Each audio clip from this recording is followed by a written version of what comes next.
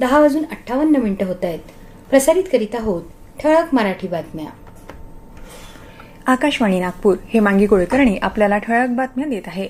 67वा महाराष्ट्र दिन आज साजरा होतो आहे. राज्याचा मुख्य शासकीय ध्वजवंदन समारंभ मुंबईत दादरच्या शिवाजी पार्क मैदानावर राज्यपाल जिष्णुदेव वर्मा यांच्या हस्ते आणि मुख्यमंत्री देवेंद्र फडणवीस यांच्या प्रमुख उपस्थितीत संपन्न झाला.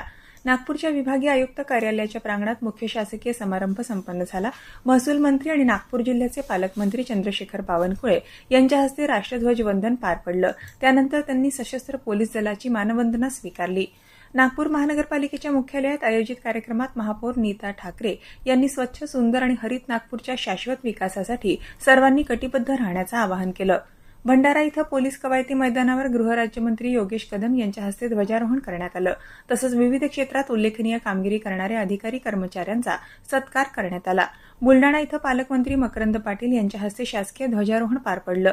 यावेळी त्यांनी जिल्ह्यात 868 कोटी रुपयांची निर्यात झाल्याची माहिती देत यामुळे स्थानिक उद्योगांना आंतरराष्ट्रीय बाजारपेठ मिळाल्याचं सांगितलं.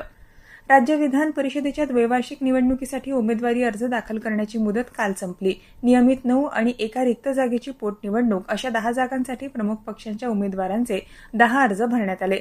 भाजपचे सुनील कर्जतकर, संजय भेंडे, विवेक कोल्हे, माधवी नाईक आणि प्रमोद जठार यांनी, तर राष्ट्रवादी काँग्रेसकडून माजी आमदार जिसान सिद्दीकी यांनी अर्ज भरला. शिवसेनेकडून प्रहार संघटनेचे अध्यक्ष बच्चू कडू आणि विधान परिषदेच्या उपसभापती नीलम गोरे यांनी अर्ज दाखल केले. तत्पूर्वी बच्चू कडू यांनी उपमुख्यमंत्री एकनाथ शिंदे यांच्या उपस्थितीत काल शिवसेनेत प्रवेश केला.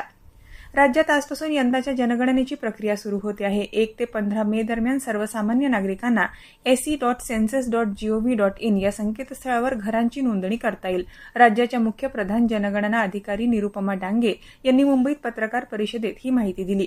ही नोंदणी केल्यावर 11 अंकी SEID मिळेल. या माहितीची पडताळणी 16 मे ते 14 जून दरम्यान घरी येणाऱ्या प्रगणकांकडून केली जाईल. त्यांना हा SEID द्यावा लागेल. ज्या नागरिकांनी स्वतः घरांची माहिती नोंदवली नाही त्यांची माहिती हे प्रगणक नोंदवून घेतील.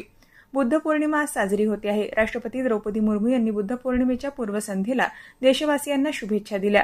बुद्धांचा करुणा, अहिंसा, शांती आणि ज्ञानाचा शाश्वत संदेश संपूर्ण मानवजातीला मार्गदर्शन करत राहील, असं राष्ट्रपतींनी आपल्या संदेशात म्हटलंय. आज ताडोबा पेंच अभयारण्यात प्राणी गणना देखील होणार आहे. याबरोबरच हे ठळक बातमीपत्र संपलं.